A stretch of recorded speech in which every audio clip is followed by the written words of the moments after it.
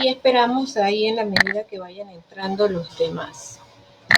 Bien, buenas tardes a todos. Dos cosas principales. Ya terminamos con la unidad 1, ya terminamos con la tarea 1, ya se revisó, se realizó el trabajo con borradores y luego pues el trabajo final y pasamos esas a una nueva sección, pero no pasando la página como estamos acostumbrados a que ya hicimos una tarea y salimos de eso, sino que esta tarea tiene vínculo y relación muy estrecha con esta que sigue y con la que sigue y con la que sigue en un orden lógico, en un orden sincrónico y sintónico, con la intención de que se logre la competencia. Yo me imagino que todos deben haber visto, y si no lo han visto, háganlo, el plan del curso. El plan del curso es un contrato que se hace, que el estudiante y el docente hacen, porque en ese documento está lo que se va a ver durante el semestre y no debe variar ni debe cambiar, salvo que pase una cosa muy que lo amerite. Pero si no lo amerita, bajo ninguna circunstancia se debe cambiar lo que ya está ahí, ya, lo que ya se le presentó, el plan de curso, las competencias globales, las competencias específicas que se quieren conseguir, el material con que se va a trabajar, las herramientas, la didáctica, los recursos con que se va a trabajar, la evaluación formativa, diagnóstica, formativa y sumativa que se va a hacer, todo tiene que estar allí. De hecho, ya les había comentado que nosotros estamos llevando a cabo la capacitación de nuestros docentes en nuestra facultad y otras facultades están haciendo lo mismo porque para el año 2023 todos los docentes tienen que tener ese tipo de plan de curso por competencias realizado para todos, en todo el país en donde funciona UDELAS. Por lo tanto, y todos ellos están claros que el, el documento es un contrato en donde usted sabe ya como estudiante qué se le va a dar, cómo se le va a dar, de qué forma se le va a evaluar y cómo va a ser todo, básicamente durante el semestre, salvo alguna excepción que lo amerite, que en general no pasa.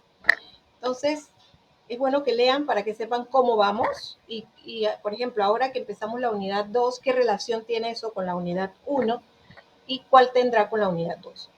La otra cosa importante que debo decir es que el siguiente trabajo es un trabajo libre. Libre significa que usted hace ya sea un Word, PowerPoint, escrito a mano, siempre se puede escribir a mano.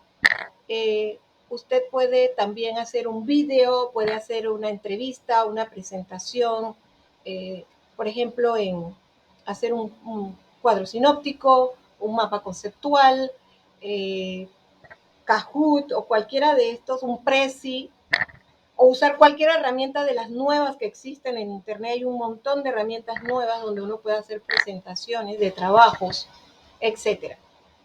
Pero además, este trabajo, como quiera que usted lo vaya a presentar, que tiene que ver con la unidad 2, tiene que tener igual consideraciones personales, conclusiones, recomendaciones y la bibliografía de donde usted sacó el material para hacer ese trabajo.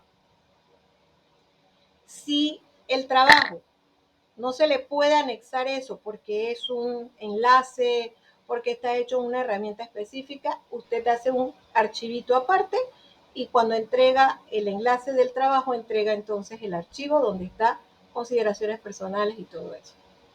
Eso tiene que quedar claro. La otra cosa que tiene que quedar claro, por favor y gracias, es que tienen, esto aunque suene conductista, pero tienen que entregar antes. Profe, Dígame, Andrés.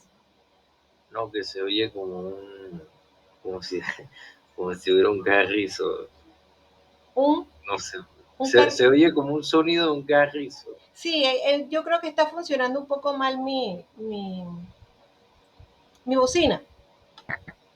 ¿Pero me escuchan lo que estoy diciendo? Sí, no se oye muy bien de repente.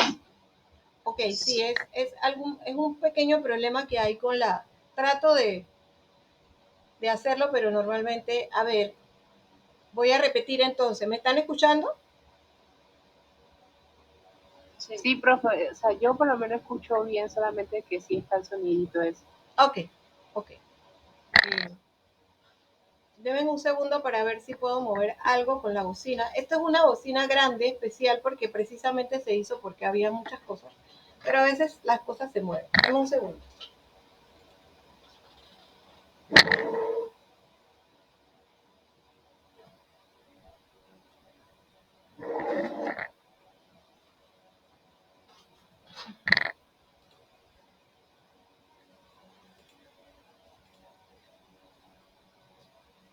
¿Me escuchan?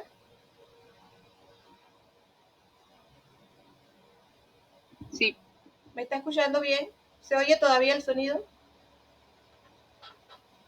No. Por ahora no. Ok, parece que era Por algo ahora no. parece que era algo con la bocina. Obviamente estos equipos con tanto trabajo a veces se dañan, aunque esta es la segunda vez que lo cambio. Ok, bueno, entonces como les decía, de todas maneras recuerden que esto está grabado, así que usted puede volver a ver por lo menos los primeros minutos los que deseen, si quieren volver a reforzar. Es importante que tomen en cuenta de que el trabajo que se va a entregar tiene que ser en la fecha. El borrador tiene que entregarse antes o en la fecha de entrega de borradores para su revisión. No sé si es algún error en mi comunicación o estamos tan acostumbrados a la educación tradicional que no se entiende que lo que estamos haciendo es para su beneficio. Yo quiero que les quede claro que cuando se revisa borradores es para que a usted le vaya bien. Se le indica qué debe mejorar, cómo lo debe hacer para que lo haga bien, para que le salga bien. Es decir, que el trabajo constructivista, salvo que a alguno no le guste, realmente el objetivo es que usted haya aprendido y la parte de evaluación formativa que se hace es esa. La evaluación formativa que se usa comúnmente en educación es llevar al alumno al logro del objetivo. Yo quisiera que alguno de ustedes me hiciera comentarios al respecto, si eso está claro o hay alguna idea equivocada de el tema de la entrega de borradores, porque algunos están haciendo algo, quizás no en este salón, porque yo tengo varios salones, pero hacen algo que me llama mucho la atención. Entregan en fecha tope del borrador, entregan o incluso después, y siempre dicen que algo pasó, algo que les pasó ese día, o con la computadora, o se enfermaron la familia. Pero el tema es que si usted trabaja con la fecha tope, obvio que el día de la fecha tope pueden pasar muchas cosas para entregar, pero aquí no se tiene que trabajar así. Aquí se usó la fecha tope, es para que siempre se tenga una fecha de entrega de borradores mínima y una máxima que es ya cuando se han revisado la entrega final. Pero usted puede entregar su borrador en cualquier momento. Es más, quiero que quede claro que insisto, las clases asincrónicas en las que no se le está dando clases como esa hora es para que usted trabaje. Así que no puede haber excusa de que no tengo tiempo o que pasó algo, que falló algo. Hoy en día la tecnología te permite muchas cosas. Si no tienes tu computadora, puedes usar otra, que va a ser más complicado y difícil porque tendrás que salir o ir a buscarla o pedirla prestada, etcétera. Lo entiendo, pero esto es educación. También pueden escribir a mano. Yo sé que cuesta, pero también se puede hacer a mano los trabajos. Si hay problemas de tipo con computadora y luego mandarla, pues luego entrar con alguien que nos ayude o un café internet o donde se pueda hacer la entrega, por ejemplo.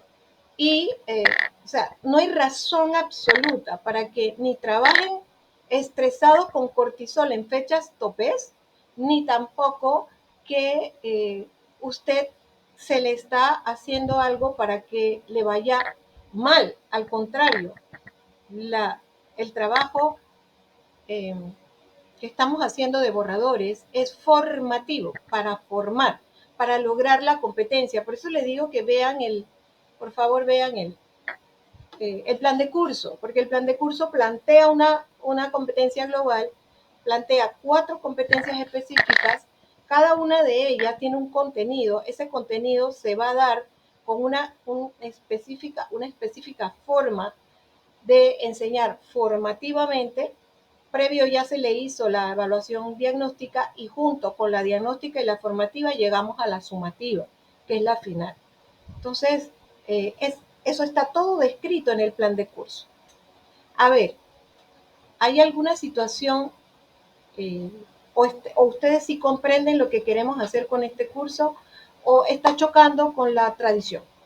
A ver, por favor, quiero escucharlos. A ver, jóvenes, cuéntenme.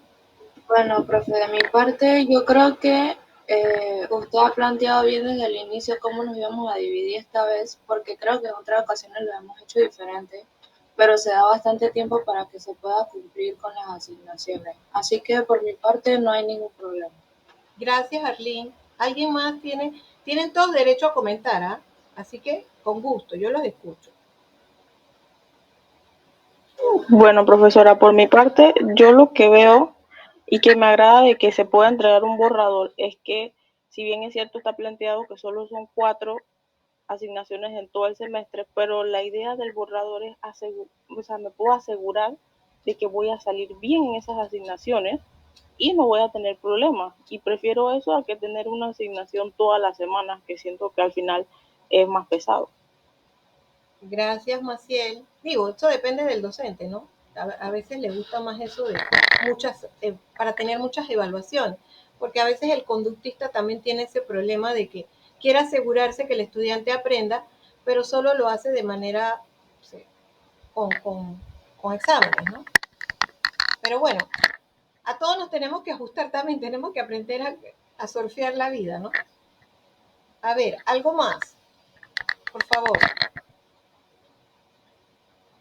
A mí lo que me gusta es que nos da como un mes para realizar las tareas. Ok, Estela, gracias. Muy bien. Lady, ¿ibas a decir algo? Sí, profe. Iba a decir algo parecido que dijo mi compañera Maciel, que me gustaba mucho cómo usted está llevando la presentación. El entregarle un borrador nos permite saber qué estamos haciendo bien y qué podemos corregir. Y eso nos permite como que investigar más, estar como que más centrados en el tema, más organizados. Y eso da como que un abismo a tener que investigar más y eso da mucho más aprendizaje. Yo considero que sí, Lady.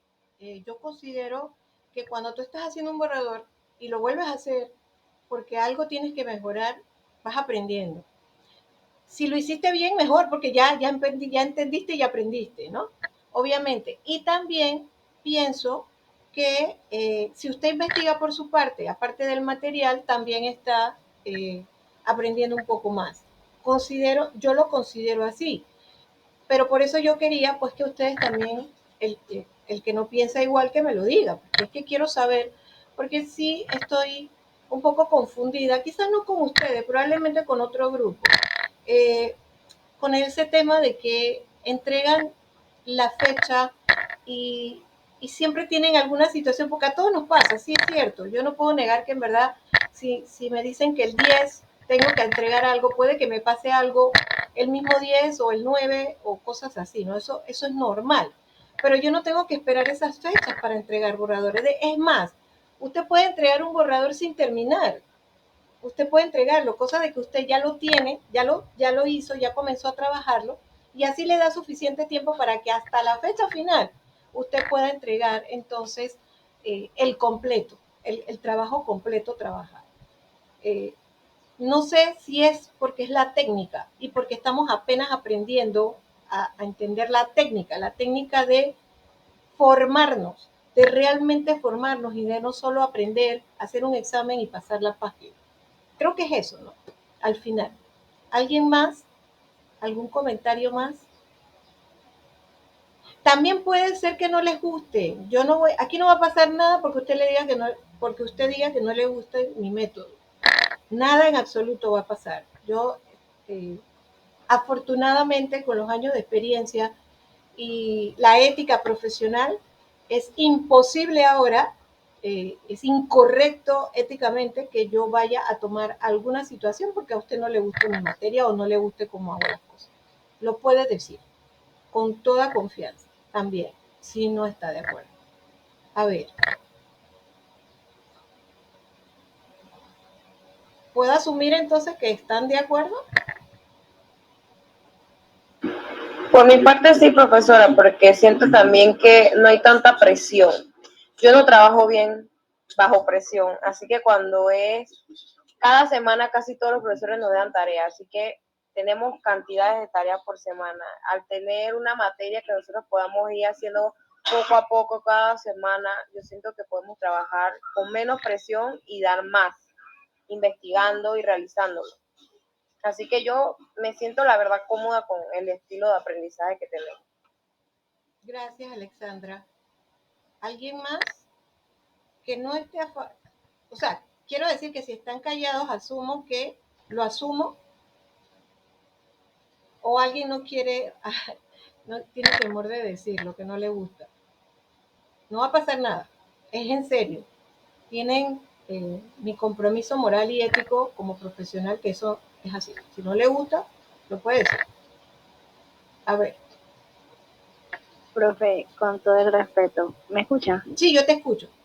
Yo creo que nosotros debemos ser agradecidos porque de verdad en la carrera de psicología nosotros nos hemos encontrado con profesores tan flexibles, sobre todo usted, porque se lo juro, yo he conocido otras carreras y me han hablado que los profesores son muy estrictos, que no dan oportunidades, que no sé qué, y yo creo que, no sé, a veces nos pasamos la mano y no somos agradecidos, pues, porque a nosotros nos dan oportunidades, nos dan tiempo y bueno, a veces también nos pasamos de la confianza. Entonces, yo sé que en mi salón no hay esos casos, pero hablo de manera general, pues debemos ser agradecidos con ese tipo de profesores porque a veces sí tenemos la presión de ciertas materias, pero no como en otras carreras que es aún peor. Y bueno, ese es un comentario de más. Sí, a mí me parece bien que lo comentes, es que este es el momento para hablar. Aquí tienen toda la confianza. Yo soy psicóloga, una psicóloga de 30 años de experiencia y nosotros hemos aprendido siempre a ser confidenciales a lo que nos dicen, a tener, a estar callados y no juzgar y no regañar ni decir ni nada por el estilo, porque así se atiende al paciente. La única forma realmente de atender a un paciente es entenderlo y escuchar lo que opina, lo que piensa. Y puede opinar y pensar totalmente diferente a nosotros y nosotros tenemos que estar igual de tranquilos, a pesar de que por dentro estemos diciendo, ¿cómo se le ocurre? Pero no le podemos decir, nosotros tenemos que actuar precisamente como excelentes profesionales porque la persona se tiene que sentir cómoda con nosotros. Y esa es la razón por la que en psicología, si bien es cierto hay algunos que quizás sean un poco más exigentes, pero es que esa exigencia no tiene que ver con, y ahí es donde viene la diferencia, Lady. No, la exigencia no tiene que ver con la necesidad de que aprendas. Tú puedes aprender aún en un entorno, y creo que aprenden mucho más en un entorno libre, un entorno sano, que en un entorno castigador. Porque el psicólogo no es un individuo que tiene que tratar así a sus pacientes. Por el contrario, tiene que aprender desde ya a ser paciente, honesto, sincero, seguro, serio, ordenado, paciente, y no me canso de decirlo, paciente, tener mucha paciencia. O sea, entonces eso se aprende aquí. Si uno está presionando y si está entregue ya y entrega de esta forma y haga de otra forma, no estoy enseñando paciencia. Y digamos que, por ejemplo, en salud, se presiona mucho al estudiante porque muchos estudiantes, porque en salud se trabaja en, por ejemplo, en emergencia, en urgencias médicas, se trabaja y la persona sí tiene que estar así como a 1000, etcétera. Ese precio se paga.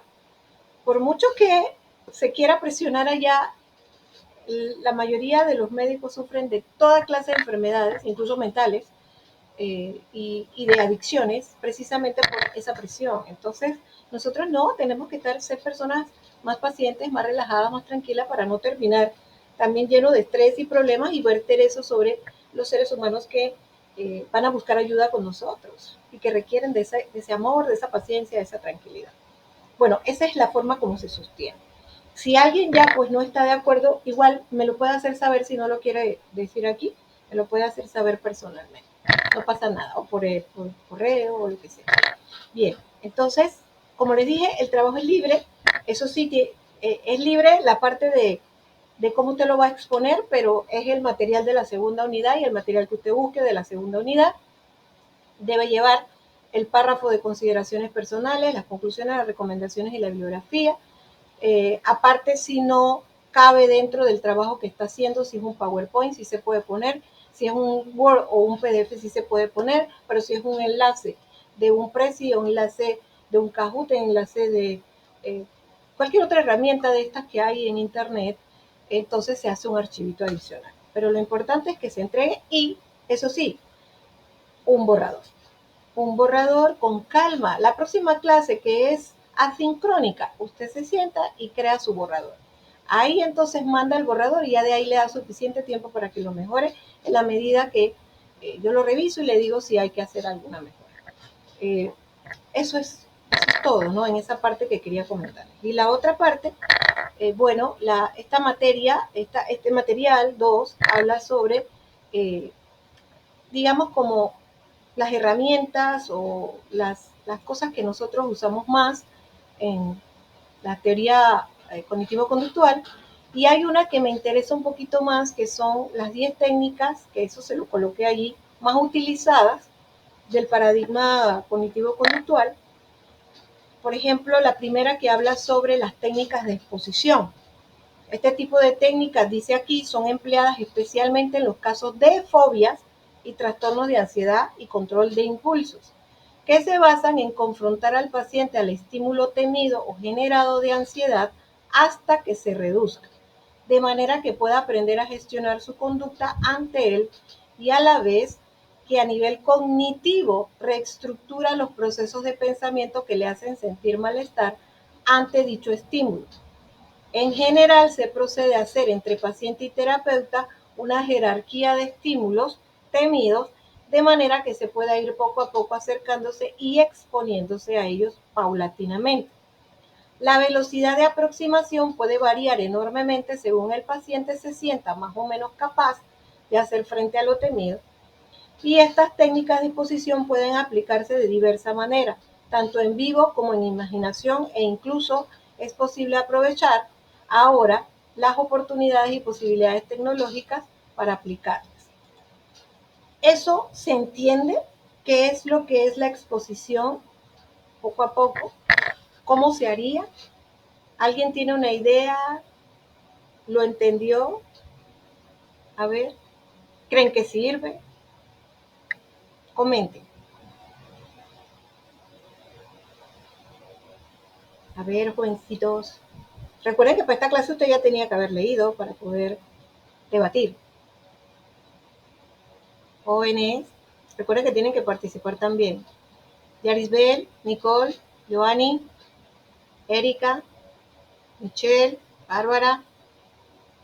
A ver, Andresito. Bueno, ¿me escucha? Sí, escucho. Bueno, creo que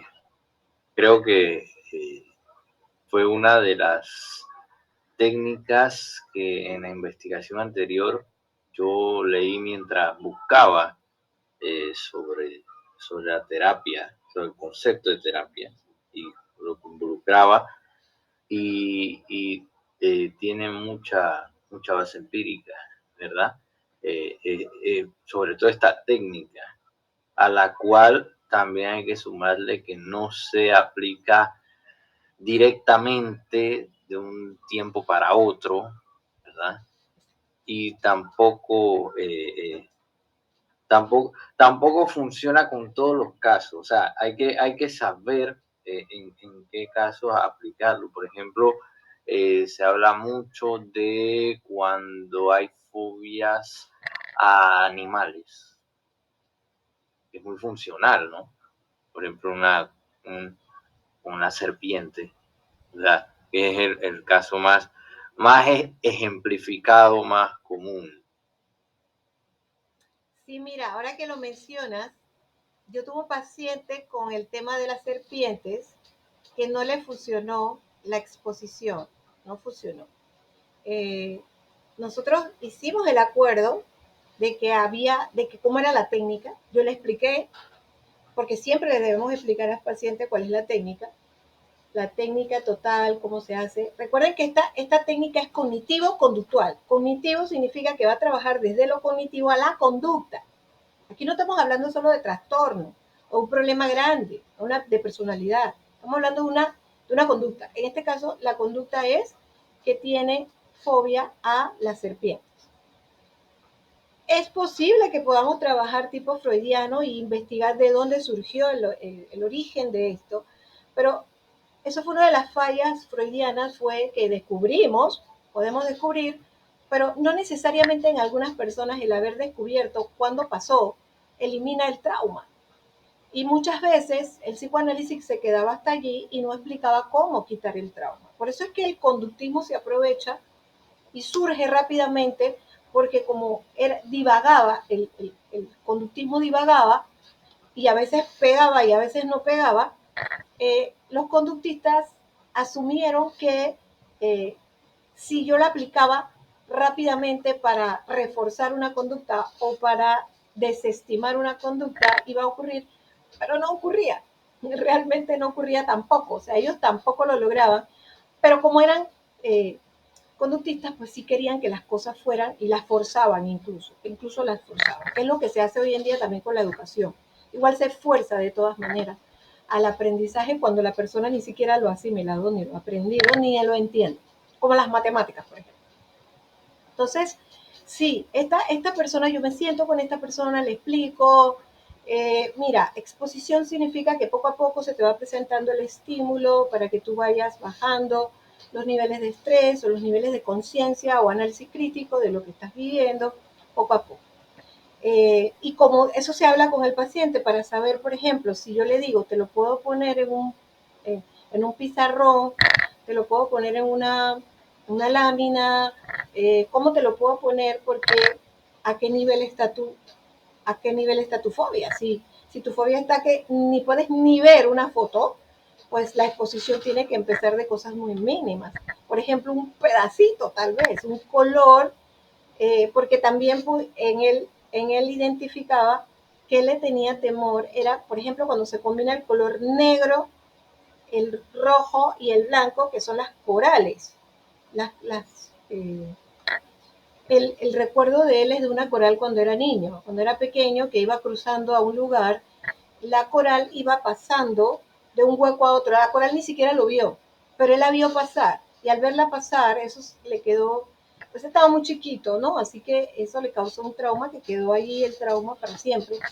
Y entonces la combinación de colores incluso pero de ahí generalizó a las serpientes, porque también nosotros tenemos, eso sí tenemos que recordar, entonces aquí a Carl Jung, que él habla de los arquetipos que todos, aquí tengo que hacer un paréntesis porque de todas maneras tenemos que estudiar a Freud, ¿ah? y la teoría freudiana y la teoría psicoanalítica, y a todos los psicoanalíticos. Existen las obras completas de Freud. Dime, Andrés.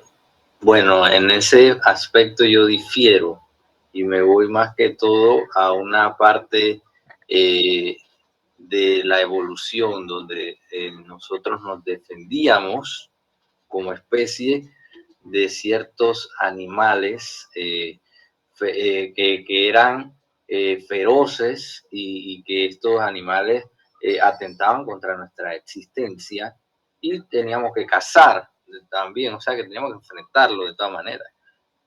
Así que yo difiero ahí de estudiar a los arquetipos como una especie de no sé, de una especie de nube que hay encima de cada ser humano, porque tú no estás en contra, Andrés. Tú piensas que sí, pero no. Estás reforzando la teoría. O sea, nosotros, ese recuerdo de que cazábamos es precisamente de lo que se basa Jung. Jung se basa en que nosotros todos tenemos recuerdos. No precisamente, en conjunto, profe, en conjunto. No precisamente es como lo ponía Jung. Y no, a pesar de que se parecen. Sí, no, se parecen, no son iguales. no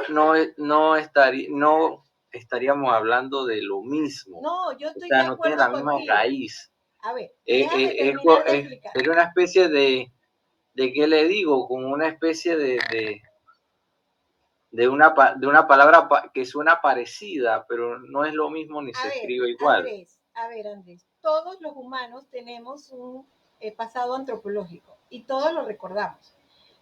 Jung se agarra de eso no lo hizo solo Jung, él se basó en los filósofos ahora sí, que siempre han dicho que todos nosotros tenemos un pasado en el cerebro primitivo guardado.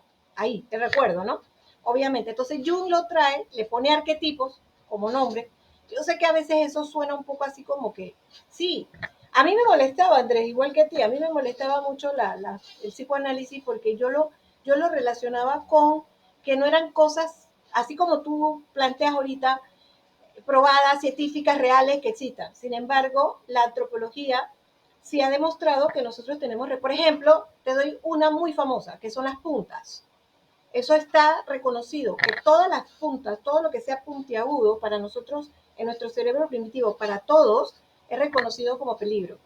Nos da cierto temor, cierta ansiedad ante las puntas. Por eso es que nosotros, aun cuando tengamos que, por ejemplo, cocinar cortando cosas, el cuchillo igual siempre representa un peligro.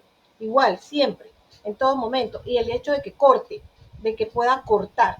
Entonces, eso es de lo que se basó Jung para decir que nosotros teníamos arquetipos. Entonces, nos llevó al psicoanálisis. El psicoanálisis tiene sus desventajas, pero también tiene sus ventajas, ¿no? Entonces, al tratar de encontrar que el arquetipo original de miedo a la serpiente, recuerda que también lo metieron con la religión. ¿Se acuerdan, verdad? Con la religión judeocristiana, en la Biblia se mete que el animal que convence a Eva de comerse la manzana es una serpiente y que esa serpiente representa el diablo, representa el mal. Bueno, en este caso, si lo ponemos desde el punto de vista bien científico, representa al ángel caído.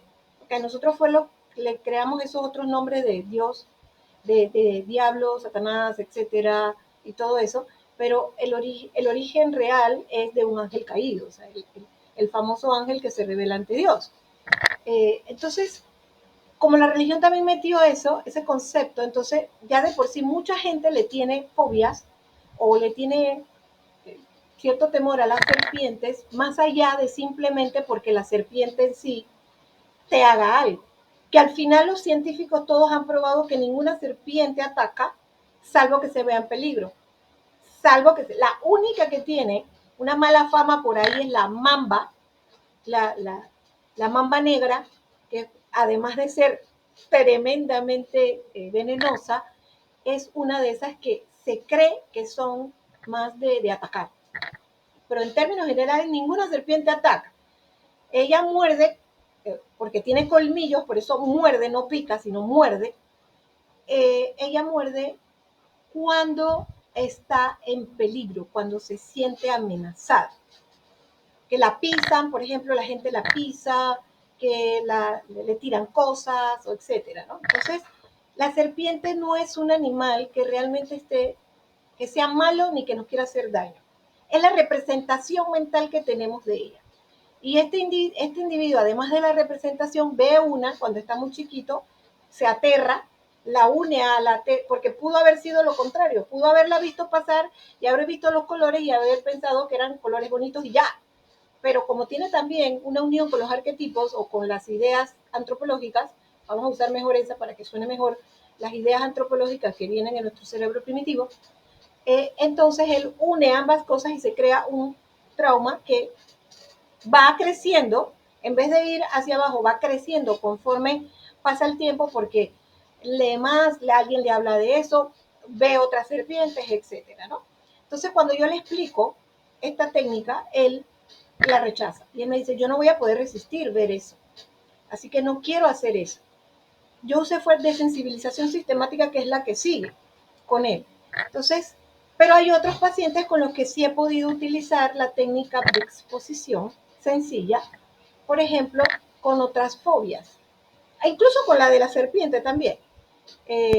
incluso con una fobia grande, que es la agorafobia, que es la fobia a estar en público, a estar afuera, en campos abiertos. Hasta con la agorafobia, que es muy grande, muy fuerte y tiene fuertes raíces traumáticas y emocionales, con la exposición hemos logrado así que poco a poco la persona vaya saliendo hasta que logre salir. O no sé si han visto en algunas películas que cuando la persona se ve forzada a salir porque está sucediendo algo muy terrible y tiene que salir, o la obligan a salir, o hay alguien en peligro y el lado humano ese de tratar de ayudar a otro también puede más, las personas logran salir.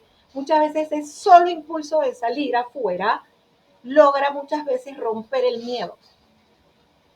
Pero nosotros no queremos exponer a la gente de esa forma, nosotros queremos hacerlo más suave, más lento, porque el cerebro puede verse un shock tremendo si yo lo hago también de manera así, subrepticia, aunque yo he hablado con algunos pacientes que a veces piensan que es mejor hacer las cosas de salir del trago amargo lo más rápido, pero eso ya depende, como bien lo dijo Andrés, eso ya depende del paciente. O sea, eso no se puede aplicar a todo el mundo. Y eso me hace recordar un caso que vi en otra materia. Creo que el semestre pasado mandaron un video donde yo vi a alguien que tenía como fobia a los cruceros, a los barcos, algo así. Uh-huh. Y entonces él era de estar, le dijo a la psicóloga que lo atendió, no, vamos a resolver esto de una vez. Pero el hombre, cuando llega el momento de la verdad, ni siquiera puede montarse al barco. Ni siquiera, o sea, el hombre, no voy, me doy la vuelta, no quiero, y no pudo. Sí, o sea, por eso, imagínate todo el trabajo que el psicólogo tiene que hacer, de la evaluación psicológica, todo lo que tiene que hacer para poder asegurarse de poder ayudar realmente a su paciente. Por eso es que también tenemos que ser pacientes y también tenemos que investigar, saber, pensar, analizar, porque cada persona es un mundo, cada persona es un mundo. Vamos a leer de sensibilización sistemática para ver que se parece mucho a esta, pero dice, si bien el procedimiento aplicado en la desensibilización sistemática es semejante al de la exposición, ya que en él se establece también una jerarquía de estímulos ansiógenos o que causan ansiedad a los que el paciente va a exponerse, se diferencia de las técnicas anteriores en el hecho de que previamente se ha entrenado al paciente en la realización de respuestas incompatibles con la ansiedad. Así, se busca primero reducir la ansiedad y la evitación de situaciones y estímulos mediante la realización de conductas que eviten que ésta aparezca y con el tiempo provocar un contracondicionamiento que termine generalizándolo. Diferentes variables de esta técnica son las escenificaciones emotivas aplicadas especialmente con niños y empleando un contexto agradable en el que poco a poco se introducen los estímulos, la imaginación emotiva, en que se usan imágenes mentales positivas que eviten en lo posible la ansiedad, o la desensibilización por contacto, en la que el terapeuta ejercería de modelo para enseñar cómo actuar. Miren, aquí la diferencia es que si bien estoy exponiendo también, primero tengo que trabajar con el paciente, bajar los niveles de ansiedad. O sea, primero tengo que ayudarlo con técnicas a que baje la ansiedad para que cuando yo lo someta a la exposición, la persona ya haya generalizado calmarse ante el estrés. Por ahí. Esa es una gran diferencia entre uno y el otro. El otro es más rápido, más sencillo, más directo, pero también depende del paciente. Si yo tengo que calmar muchísimo, por ejemplo, Andrés, en este caso de que mencionaste de la persona en el barco, pues quizás lo que había que hacer primero era una desensibilización sistemática en la que primero le bajo todos los niveles hasta donde pueda de estrés, de ansiedad, porque también tengo que saber el origen de eso. Cuando se trata de barcos o cosas así, para mí es muy diferente que el de la serpiente o de las arañas o este tipo, porque eso es arquetipo. Profe. Dime, Lady. Dime. Profe, lo que pasa es que me estoy enredando un poquito porque yo había leído que para aplicar la desensibilización, primero había que aplicar eso y luego las técnicas de relajación, porque la desensibilización activa mucho lo que es el sistema simpático. Entonces, la de relajación se aplica ya cuando ya este sistema simpático está activado y se utiliza para que se pueda disminuir la regulación cardíaca, bueno, todo lo demás, pues lo que ya sabemos. Y me confunde porque usted me está diciendo que primero se induce técnicas de relajación para luego desensibilizar a la persona. ¿Es así? ¿O cómo? Es lo que tú dijiste, es lo que tú dijiste. O sea, no sé si okay. no sé en qué momento dije algo que confundiera, no lo sé. No, es que pensé que lo había dicho al revés, yo es que me estaba enredando, de verdad. No te preocupes. Y qué bueno, por Profe, eso es que a mí me una gusta pregunta. ya voy, Estelita, nada más de decir esto. Por eso es que a mí me gusta la clase así, porque usted lee, usted estudia, aporta, participa y muy bien. Dime, Estela. Ajá, yo conozco a una persona que tuvo un accidente hace más de 20 años. En ese accidente murió su madre y no ha vuelto más nunca a manejar. Claro. Y no puede, o sea, no puede obviamente conducir y cómo, o sea, cómo se le aplicaría esa técnica, por lo menos esta creo que va desde ¿cómo se llama? De sensibilización sistemática. Ajá, ¿cómo se le podría aplicar? Bueno, pero ahí tenemos que trabajar muchísimo más, porque ya ir un duelo tampoco lo he resuelto, porque ya el duelo debía haberlo resuelto y el duelo pudiera haber ayudado a que manejara. No, hay un duelo no resuelto. Yo me puedo poner de ejemplo porque yo le tenía terror a manejar. Terror. Era una cosa que les puedo decir que yo agarraba el carro, lograba agarrarlo, lograba dar una vuelta, por ejemplo, en mi barriada, y cuando yo llegaba a mi casa después de la vuelta, mi cuerpo estaba todo tenso, completamente tenso, y tenía dolor de cabeza inmediatamente. Es decir, la fobia era tan grande y le soy honesta que la razón yo la descubrí fue después. La descubrí porque mi hermano me intentó enseñar a manejar cuando era adolescente, pero mi hermano manejaba horrible.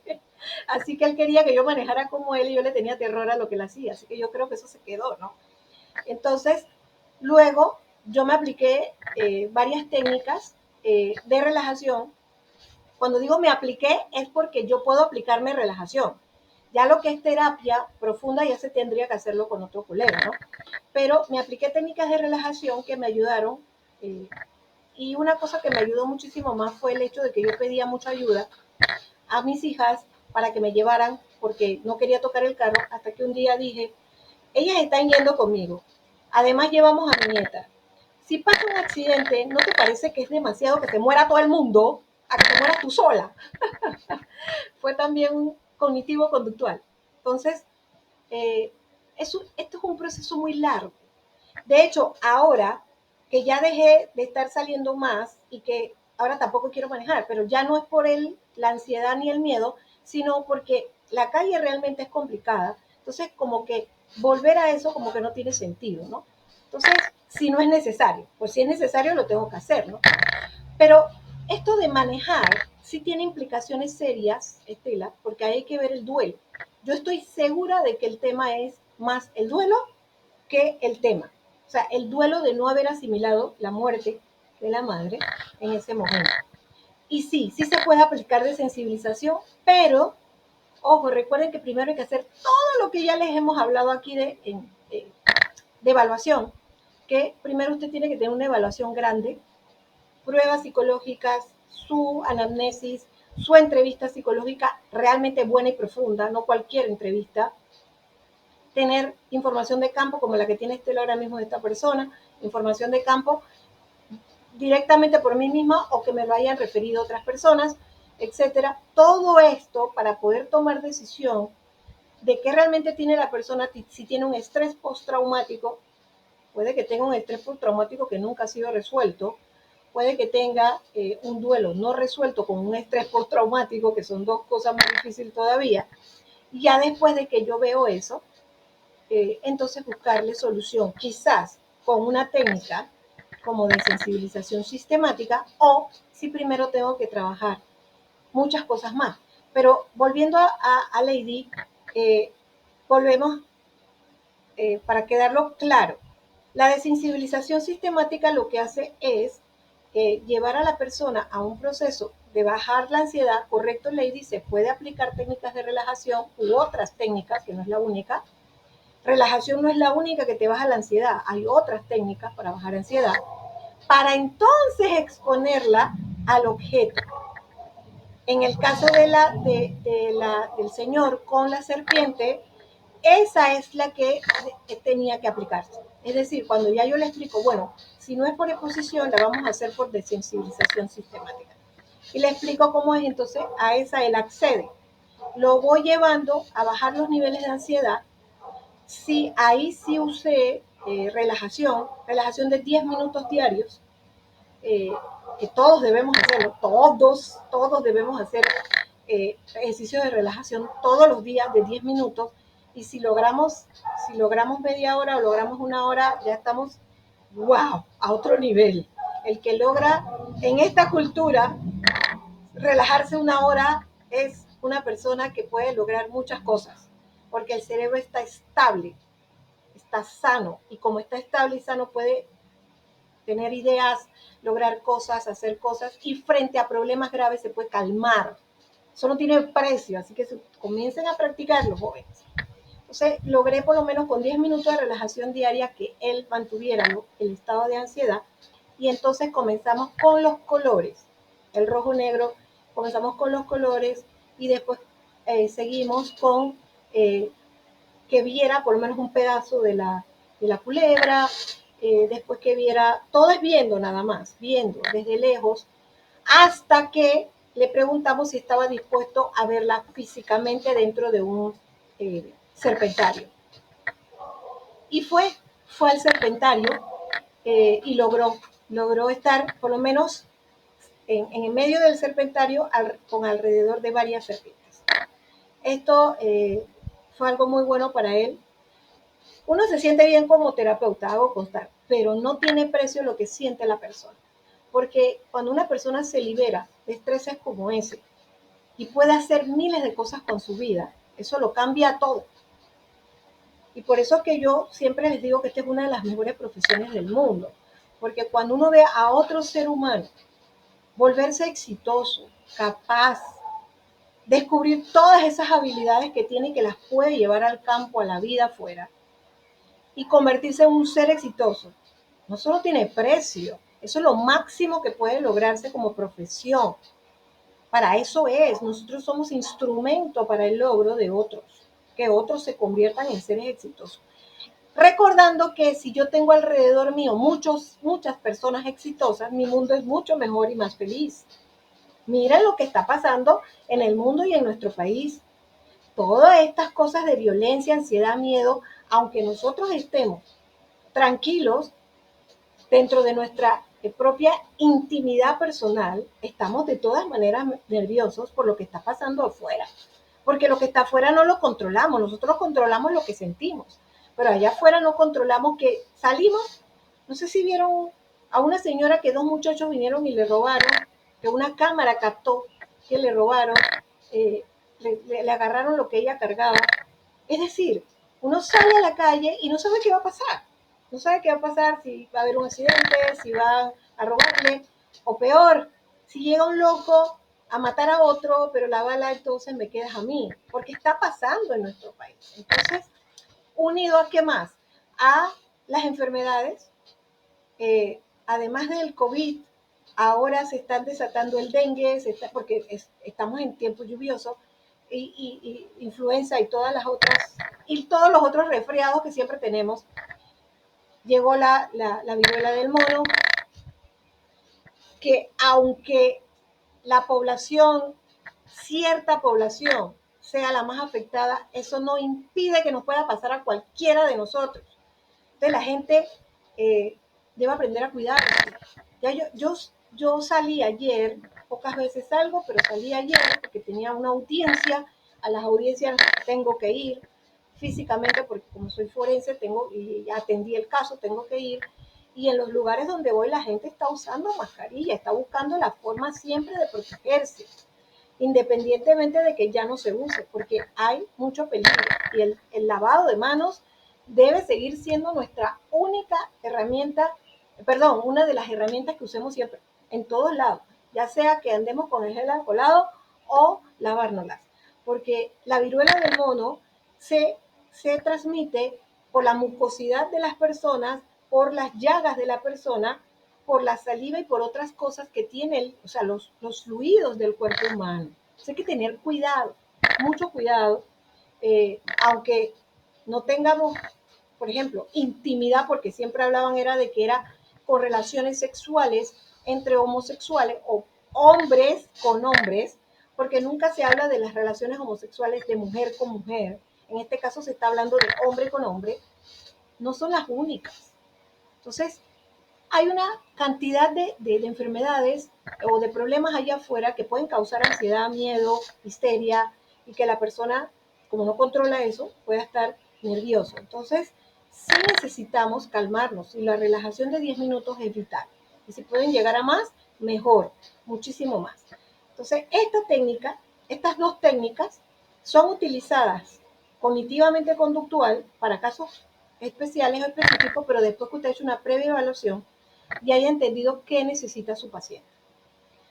O como el paciente que mencionó Estela, que hay que analizar si es que hay un problema de duelo no resuelto. Me suena más que es un problema de duelo no resuelto y de que el estrés postraumático se ha quedado por años y años y no se ha atendido debidamente, o la persona no ha ido a buscar ayuda profesional, porque esa es la otra.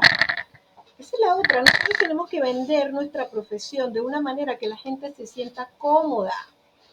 No eso de que estás loco, estás enfermo, ve para el psicólogo. No, no hagan eso. Y no permitan que nadie lo haga. No, vaya al psicólogo, porque en el psicólogo usted le pueden descubrir una cantidad de habilidades que usted tiene, que usted a lo mejor no está usando o no ha descubierto, para que usted las trabaje y se convierta en una persona mucho más exitosa de lo que ya es. Si usted está teniendo alguna situación, vaya al psicólogo, el psicólogo está para ayudarle. O sea, uno tiene que hacer propaganda de nuestro trabajo, porque es más, para ustedes mejor, ustedes van a ser psicólogos. Así que asegúrense que tengan pacientes en el futuro, gente que realmente quiera ir a atenderse. Entonces aprendan mucho sobre cómo sensibilizar y cómo ayudar a las personas, por ejemplo, con estas técnicas. Hasta ahí está claro la técnica de exposición y la técnica de sensibilización sistemática, o se necesita reforzar. Profe, sí están claras, pero usted iba a explicar que a usted le parecía diferente el caso del barco. Sí, gracias por recordármelo, Andrés. Sí, yo pienso que ahí había que hacer de sensibilización sistemática, no exposición, y que había que relajarlo. ¿Por qué me parece diferente? Porque yo siento que esto no es una cosa que como las arañas o las serpientes, que es antropológico, sino que hay un trauma, o sea, debió haber tenido algún tipo de exposición anterior en alguna parte de su vida con algún barco, o de muy chiquito tal vez, o vio alguna cosa, por ejemplo en televisión, vio alguna guerra, alguna cosa que tenía que ver con barcos, o alguien de su familia murió en un barco o tuvo problemas, o le contaron o lo expresaron. O sea, siento que cuando se trata de fobias, hay que fijarse qué tipo de fobias.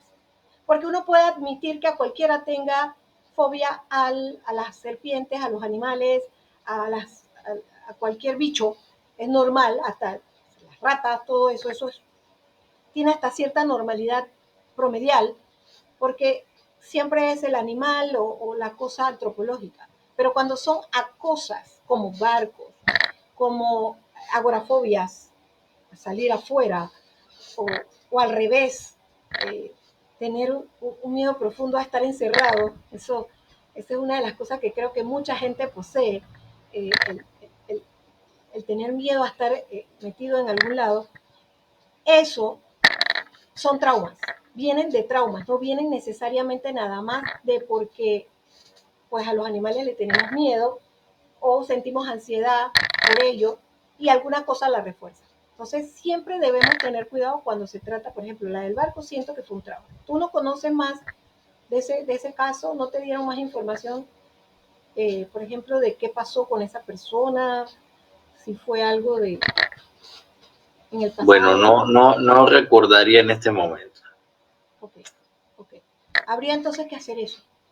La anamnesis por eso es vital. Dime, Lady.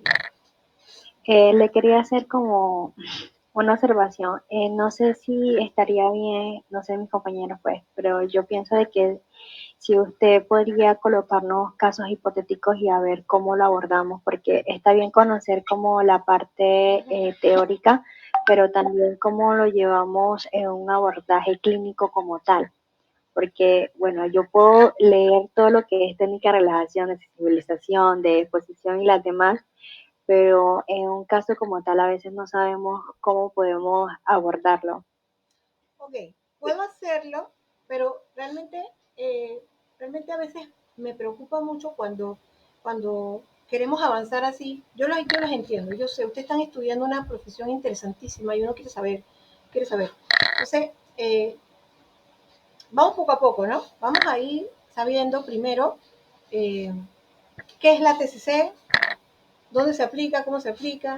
Ahorita nada más estamos viendo algunas técnicas, ni siquiera estamos viendo la TCC en sí, sino nada más técnicas utilizadas en algunos casos. Y ahorita, entonces después pasamos, o debemos pasar a una mayor aplicación, o sea, dónde se puede aplicar, a quién aplicarle, y ahí podríamos trabajar con casos. Así que sí, podrían ser un par de casos que pudiera subir al Classroom. Ven, ahí es lo que digo, cuando a veces sí se puede cambiar un poquito el plan y añadir alguna información que quizás sí se necesite dentro del proceso. Entonces se puede añadir en el Classroom, por ejemplo, cinco casos trabajados con TCC para que ustedes entonces vean cómo se aplicó, aunque creo que hay un material del que yo les puse donde hay algo de la aplicación, pero quizás no lo han leído todavía porque acuérdense que faltan 2 unidades todavía. Pero igual vale, Lady, poner casos. Estoy de acuerdo porque a veces es como más fácil de orientar. Ahora, eso no quiere decir que eso nos va a servir para nuestros pacientes directamente, nada más es una guía, porque nuestro paciente puede requerir otra cosa. De hecho, nuestro paciente puede no requerir TCC. Eso también es algo que tenemos que aprender. Recuerden que esta materia solo es para enseñar TCC, pero no quiere decir que todo el tiempo vamos a aplicar TCC o que todo el mundo la necesita. Creo que hay personas que no la necesitan. Creo que hay personas que necesitan, independientemente de que el psicoanálisis tenga sus fallas, creo que mucha gente necesita ir a conversar con el terapeuta y a veces nada más, como decía Freud, con solo aflorar un poco esos miedos, esas ansiedades, a veces se iban. Porque lo malo es que él creía que a todo el mundo, o sea, eso es lo malo de que todo el mundo cree que sus cosas son las que sirven. Él creía que, bueno, el psicoanálisis se le puede aplicar a todo el mundo y le iba a servir a todo el mundo. No, claro que no. O no irse necesariamente al psicoanálisis, sino vamos a mirar hacia adelante, vamos a la terapia sistémica o a este tipo de terapias que van por ahí. Claro. O sea, está bien eso de que quieran aplicar eso, pero hay que mirar adelante, hacia adelante. También, pero yo no voy a quitar nunca el psicoanálisis. Y yo no soy psicoanalista, hago constar, ¿eh? De hecho, una de las cosas que más me molestó cuando yo entré a la universidad fue el psicoanálisis. Aunque Freud fue el que me hizo estudiar psicología, porque leí su biografía cuando yo tenía 15 años y me impactó positivamente. Y no me gusta, yo no aplico muy rara vez un psicoanálisis, ¿no? No, de hecho no lo aplico. Yo no lo aplico, porque la terapia psicoanalítica lleva mucho tiempo, puede llevar incluso hasta 2, 3 años, incluso hay gente que ha pasado 5. Yo no tengo pacientes que tengan la paciencia, ni el tiempo, ni el dinero para estar 5 años. Y por eso fue que el conductismo salió. Por eso, porque querían cosas rápidas, directas, y las técnicas conductistas parecidas como la TCC surge del conductismo, nace de allí, nace de la necesidad de hacer las cosas más rápido, plano, así como piensa Andrés, o sea, ponte para allá y dale, o sea, pero no todo el mundo.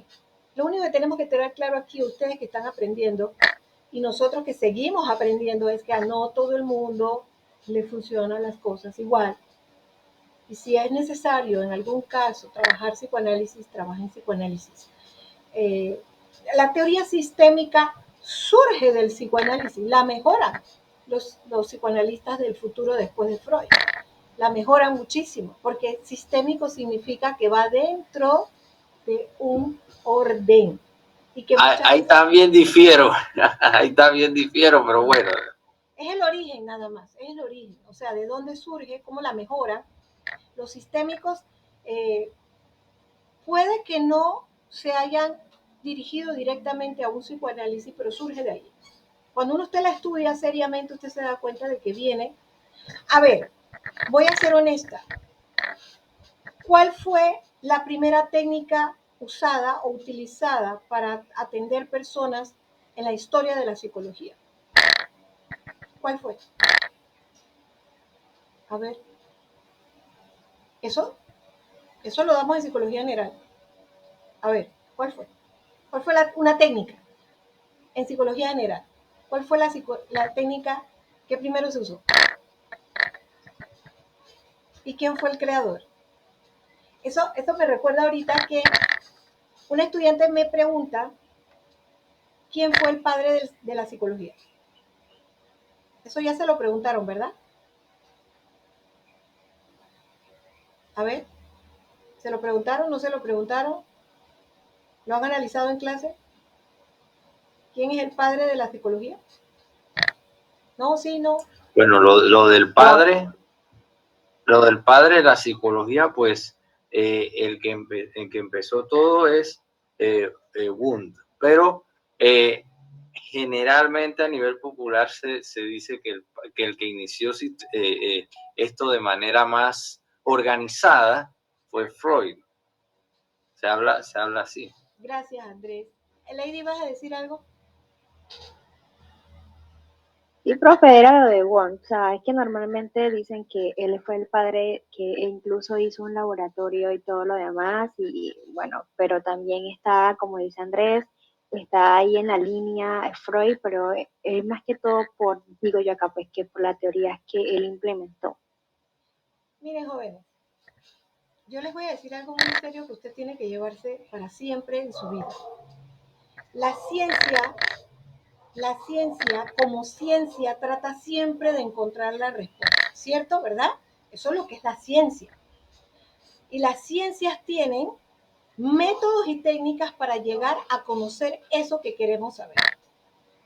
Porque usted puede saber cualquier cosa, pero si no la lleva por un proceso técnico, entonces no es ciencia.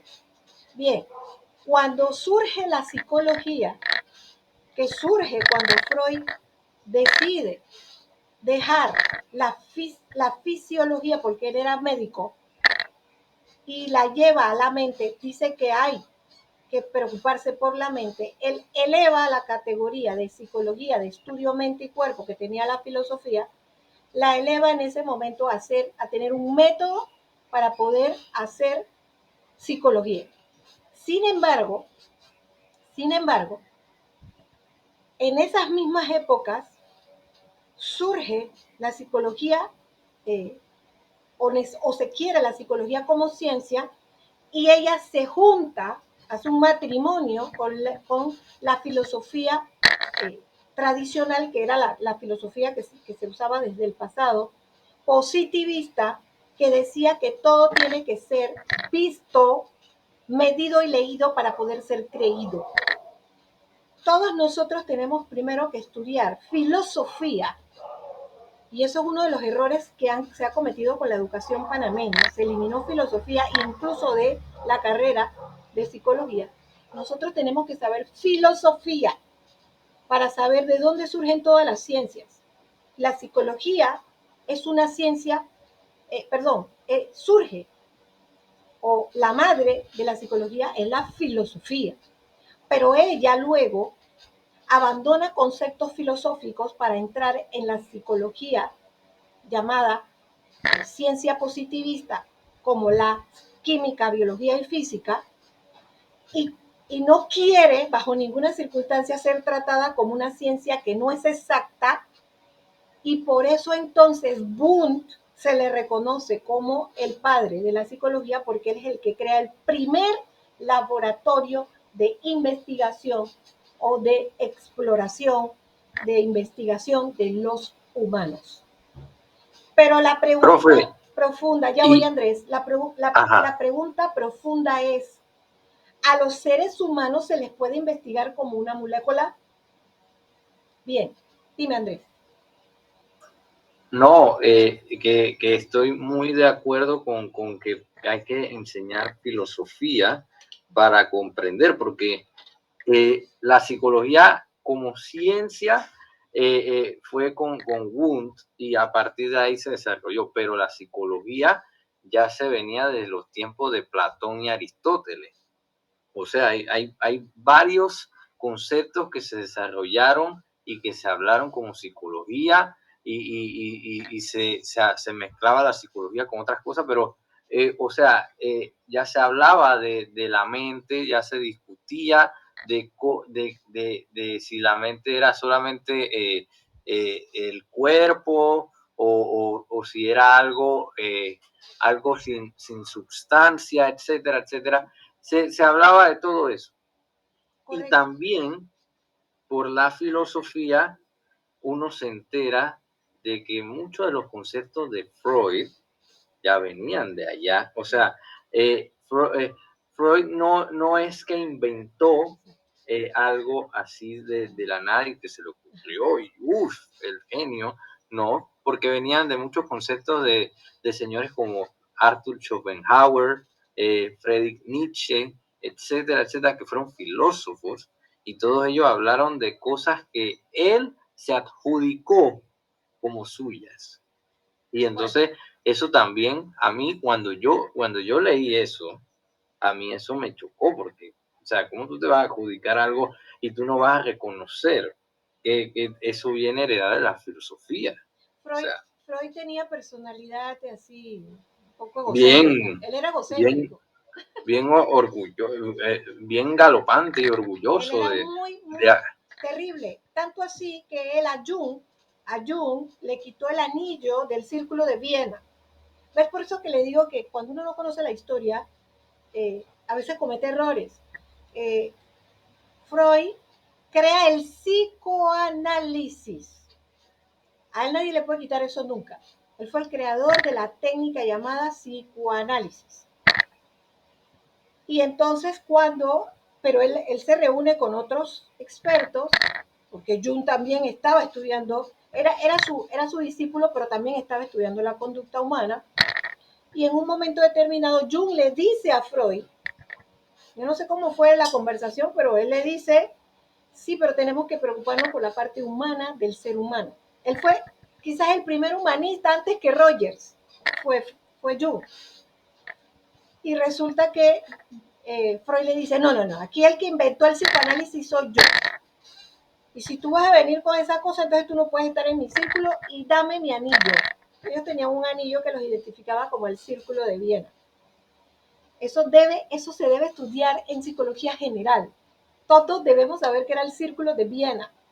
Entonces, lamentablemente la personalidad, recuerden que él fumaba puros y él murió de cáncer en la boca. A Freud le cambiaron toda la mandíbula de abajo porque a él se le dañó toda esta mandíbula, se le hicieron de madera. Y él no dejó de consumir puros hasta su muerte. O sea,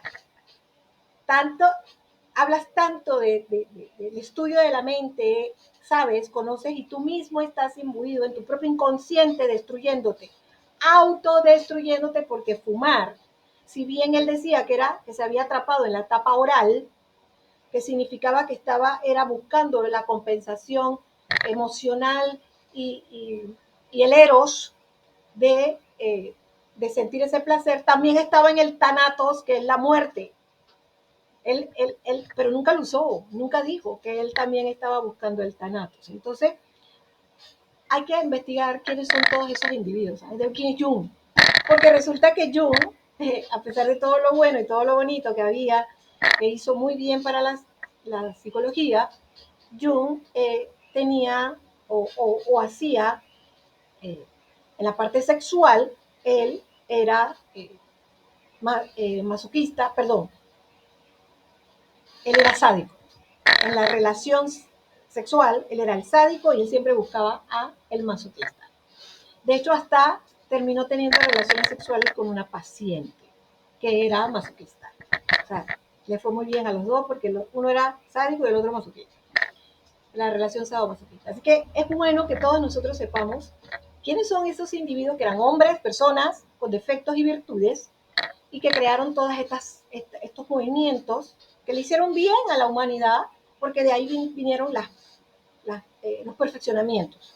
Que eso es lo que Andrés está tratando de decir, los perfeccionamientos, perfeccionar todas esas cosas. No es que cuando yo digo psicoanálisis me estoy refiriendo solo a Freud, me estoy refiriendo a la técnica en sí, porque la técnica es buena y sí funciona con algunos pacientes.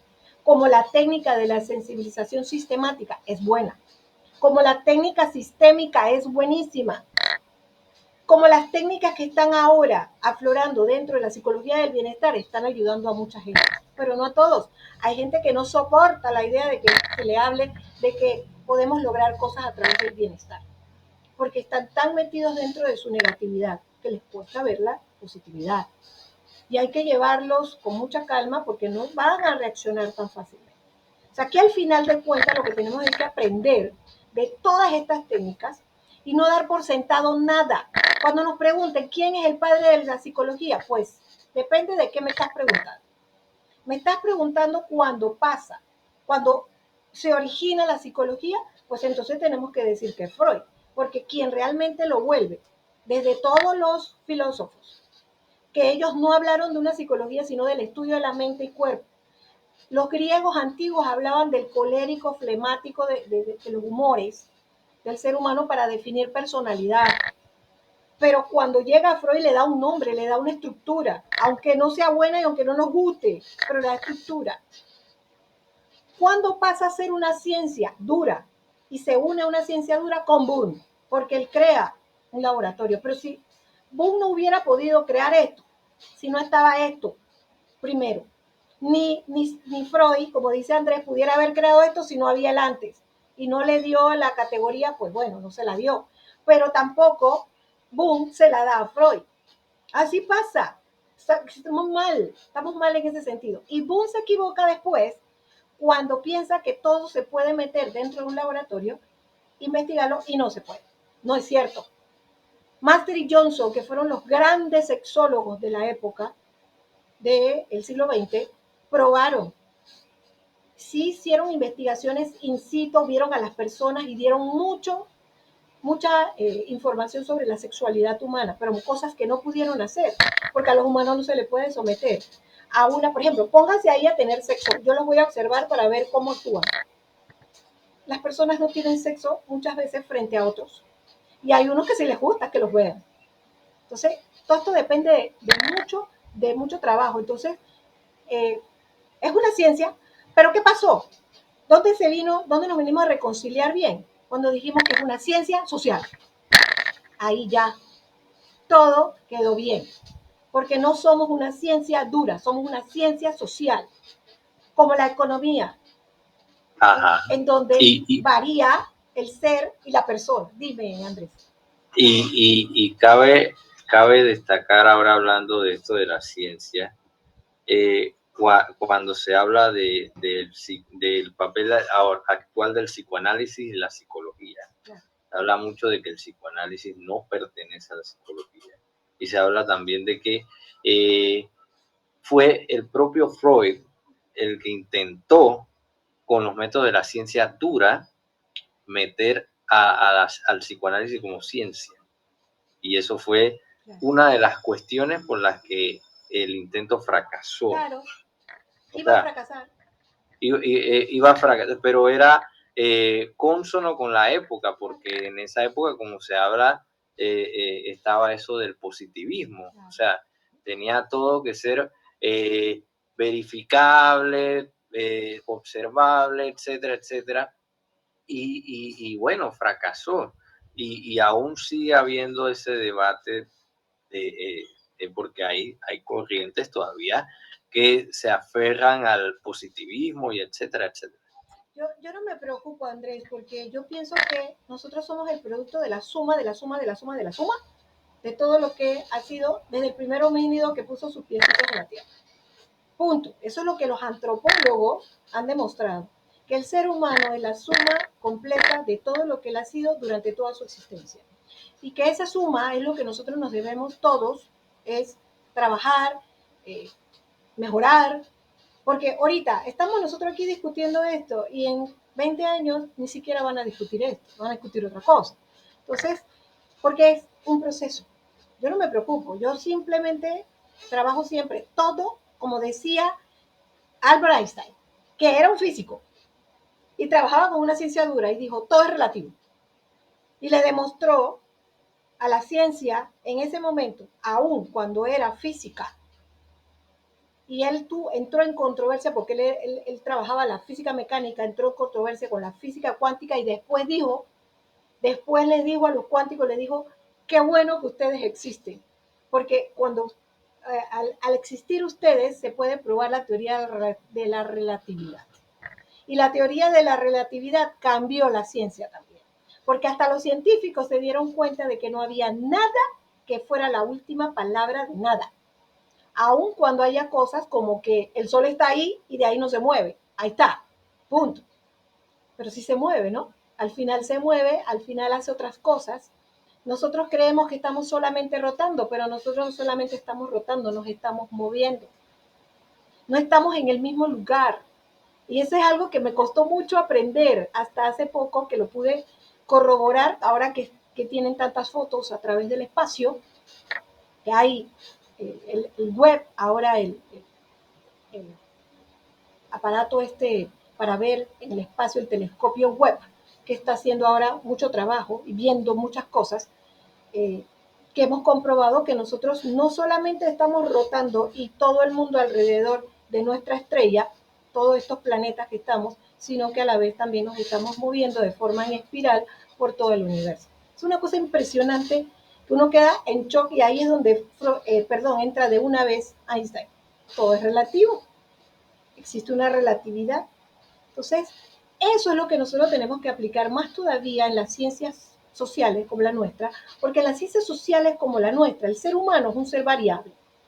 No existe nada de un punto 5 de un ser humano, ni una personalidad única de un ser humano, ni que no varíe con el tiempo, ni que sea una cosa cuando tiene 50, cuando tiene 60, cuando tiene 10, que viva en Suiza o que viva en España o que viva en Panamá. El ser humano es un ser relativo. Por lo tanto, entonces, la ciencia que estudia también lo tiene que ser. Dime, Andrés.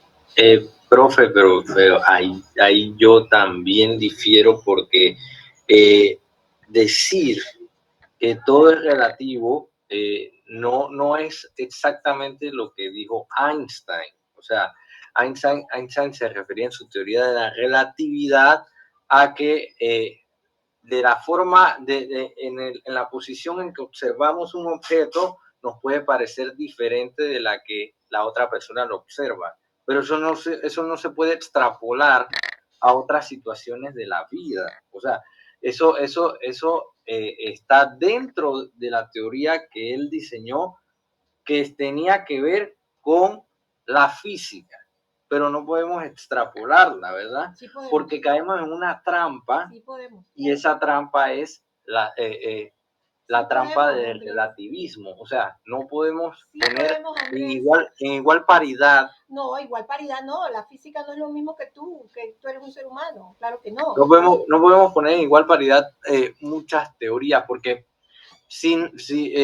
muchos no lo sabrán aquí, pero invito a revisar algo que en psicología se llama el efecto dodo. El efecto dodo es creer que todas las terapias son iguales y tienen la misma funcionalidad. Eso no, para Y nada. dentro de la teoría es uno de los debates más álgidos de hoy en día. No, dentro nada. de Absoluto. Nosotros no podemos creer que todo es todo y todo está bien. Para nada. Ajá. Para nada. Y es que no, estás confundiendo teoría de relatividad con este tipo de cosas. O sea, la teoría de la relatividad prueba que no existe nada que sea el absoluto, aún a pesar de que hay absolutos como el cero absoluto, o que el sol está ahí, o que la luna está ahí, o que para poder que funcione el planeta tiene que estar a una distancia básica del sol. Pero es que no podemos extrapolar la teoría de la Yo relatividad. no estoy No, extrapolando. eso es un ver, error Andrés, de concepto. que nos estamos yendo para un lado que no es. Andrés, yo no estoy extrapolando, tenga cuidado con eso. Estamos diciendo que precisamente por una prueba fehaciente de la relatividad, nosotros podemos entender que el ser humano no es un absoluto. Por lo tanto, cuando vamos a tratar un paciente o cuando vamos a hablar de psicología, nosotros estamos hablando de que tenemos que ajustarnos a esa persona, a esa situación. Que existen una gama probadas por ciencia pura o por ciencia social, porque en ciencia social también se hace investigación de probar que está probado algo que se puede usar para esa persona, esa es la que vamos a usar, no a inventar. O sea, nosotros no vamos a llegar, si yo fuera relativista sin cuidado, diría que, bueno, inventa, llega la persona y a ver qué te pongo. Eso no se puede hacer. O sea, lo que estoy diciendo es que el ser humano es un ser que debo adaptarme cuando estoy trabajando con él para entender de la gama de cosas que existen, probadas, científicas, trabajadas. No podemos hacer como hacen los coach.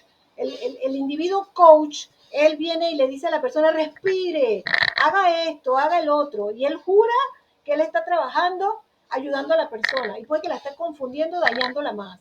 El psicólogo no. El psicólogo le va a dar una terapia, pero una terapia que ya está probada. La terapia cognitivo-conductual tiene la gran ventaja de que ha sido probada, de que es una de las que se considera científicamente probadas.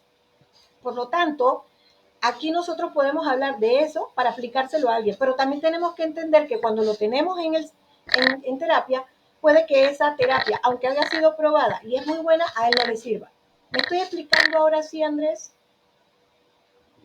Sí, porque, o sea, de la forma en que se está llevando la discusión, o sea, me viene a la mente como que parecía que se está como extrapolando conceptos. Claro que no. Y ahora sí ya me queda más claro hacia dónde hay que ir. Sí, exacto, o sea, porque nosotros sí trabajamos con gente. Puede que, por ejemplo, bueno, y voy a dar un ejemplo muy bueno porque acaba de ocurrir. Hay una misión para la Luna y lamentablemente ya ha tenido 2 problemas para poder lanzarse. Primero fue con el combustible y luego fue con unos compartimientos específicos que tiene esta nave. Entonces, es una ciencia dura, pura, que mide, que tiene que tener las cosas al cero, a la distancia, a lo correcto, y sin embargo, pueden haber fallas, pueden haber situaciones cuando se va a lanzar el cohete.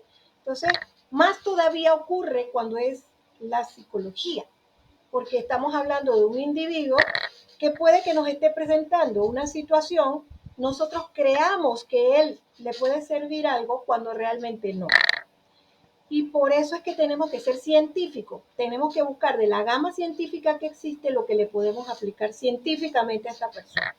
Porque muchas veces pasa que el psicólogo es cognitivo, no estudia otra cosa. Y todos los pacientes que vienen quiere tratarlos con cognitivo. Y entonces, o se queja el paciente o él mismo se queja. El paciente se queja de que el psicólogo no le sirve o el mismo psicólogo dice que ese paciente no está haciendo lo que tiene que hacer. Y el error está en que yo lo quiero meter a él dentro de mi estudio porque a mí me da la gana o porque eso fue lo que yo estudié. Y eso es lo que yo quiero que él aprenda. Entonces, no, el psicólogo siempre tiene que estar en la relatividad de entender que cada persona es única y de que de la gama de cosas que conocemos aplicamos y todavía, aún así, el ser humano sigue siendo impredecible, pareciera predecible. Ahora, Andrés, hay una cosa que tenemos que tomar en cuenta que los antropólogos siempre han dicho, a la humanidad. aunque ha vivido en incertidumbre, no le gusta la incertidumbre. Nosotros desde que pusimos los piecitos sobre el planeta, nosotros le hemos temido a la incertidumbre, porque es lo único que existe real, es la incertidumbre. O sea, usted nunca sabe qué va a pasar. Entonces, pero a la vez que el ser humano no le gusta la incertidumbre, quiere, grita, certidumbre, quiere. Entonces, claro está que todos queremos tener una receta de cocina que diga, si le aplicamos este test y esto es lo que sale, esta persona tiene este diagnóstico y hay que darle este tratamiento. Nosotros queremos como la medicina. Cuando uno va al médico, uno habla con el médico y le dice, tengo esto, el médico dice, usted tiene tal cosa, tómese esta medicina. Nosotros queremos que eso pase en psicología. Queremos esa certidumbre, pero ni los médicos la tienen, porque muchas veces pueden llegar dos personas con tener también presión arterial alta, hipertensión. Las dos tienen hipertensión. A las dos el médico la atiende y le da la famosa medicina esa que casi nunca hay, porque esa es la que más usa la gente para bajar la lisinopril, por ejemplo. Le manda a los dos lisinopril y le dice a los dos que se la tomen 2 cada 4 horas o con la comida o con lo que sea. Y uno mejora y el otro no. Sí, así mismo pasa en psicología. Entonces nosotros acá tenemos que buscar la forma de entender que no hay recetas, no hay certidumbre, pero eso no significa que no haya ciencia estudiada, trabajada para trabajar nuestros pacientes e estar inventando cosas o estar diciéndole cosas que no han sido trabajadas ni estudiadas como hace un coach. Exacto, exactamente. Eso, siempre hay. Psicología tiene años de estar creando y la TCC es una de las que ya está confirmada a través de la historia de la psicología como una técnica buena, positiva, que ha dado resultados en las personas a las que se la ha podido aplicar y la persona logra cambios a través de ella. Así que esa es una... Dime, Erika. Profe, una pregunta. Esta TCC estaba leyendo en la tarea que no sirve para lo que es el trastorno límite de la personalidad. Y yo me quedé pensando, ¿por qué? Y esa pregunta sí se la quería decir, profe. Claro. Me acabo de acordar. Si me podía, Bien. por favor, aclarar el por qué. Muy bien. Excelente pregunta. Excelente. Y por eso es que a mí me gustan las clases así. Que todo el mundo participe. A ver, ¿a alguien aquí se le ocurre alguna respuesta a eso? ¿Alguna respuesta? ¿Por qué en un trastorno límite, se llama así? Digo, a ver, ustedes conocen voy a empezar por ahí porque puede ser que ese sea alguno de los. ¿Qué es un trastorno límite de la personalidad? ¿Sí? Yo sí. Dime, Erika, ¿qué es un trastorno límite de la personalidad? Normalmente es una persona que, pues, siente todo al límite, por decirlo así. En conclusión, todo al límite puede tener, a veces se quiere confundir con la bipolaridad, pero no es igual a bipolaridad, ya que esta persona sí puede llegar a un centro.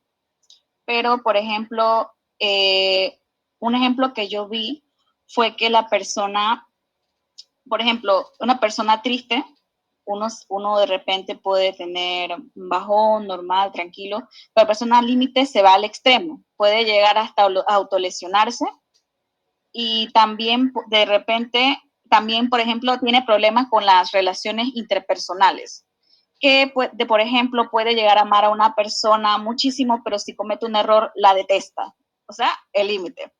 Y también le cuesta mucho en la parte de socializar y esto, el trabajo de la ira también. Y bueno, eso pues. Perfecto, muy bien. ¿Y a quién estamos describiendo ahí? ¿A quién estamos describiendo ahí? ¿Que tiene una cosa? ¿Tiene varias cosas? ¿Una o varias cosas? Tiene varias. ¿Se puede trabajar una terapia cognitivo-conductual con varias cosas a la vez? A ver, No. es muy difícil. Si no estoy mal, el semestre pasado vimos que para ese trastorno del límite de la personalidad, el adecuado sería la terapia dialéctica. que trabaja emociones, la parte del comportamiento y otras cosas que no me acuerdo.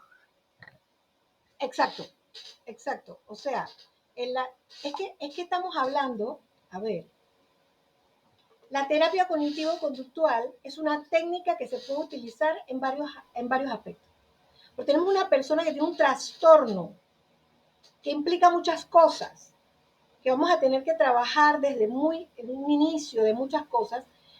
Nosotros podemos aplicarle esa terapia probablemente a alguno de sus situaciones y quizás después de haberla sacado de la situación, porque una persona, ahí es una diferencia que decía Erika, con una persona con el trastorno límite y una persona bipolar, hay una diferencia. El bipolar casi siempre se va a quedar el resto de su vida bipolar, con el tratamiento, sea medicamentoso si lo necesita y terapéutico, que deben estar siempre a la vez.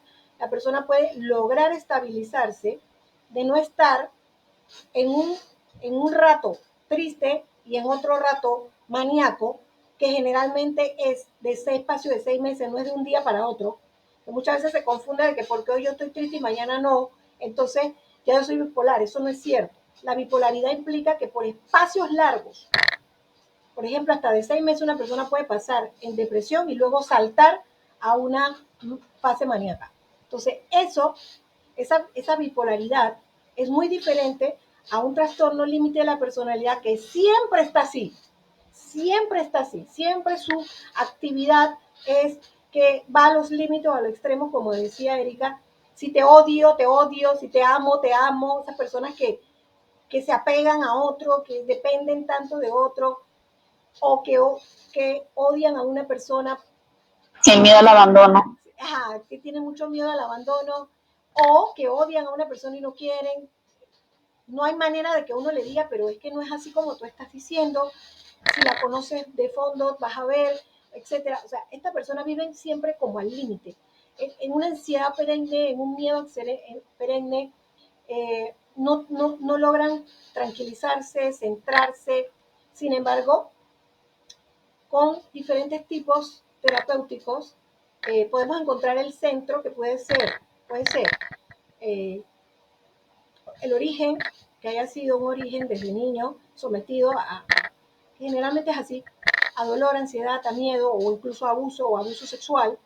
Es también muy común el trastorno en el abuso sexual, porque la persona está fue abusada y no sabe qué sentir, y entonces vive en esa incertidumbre toda su vida.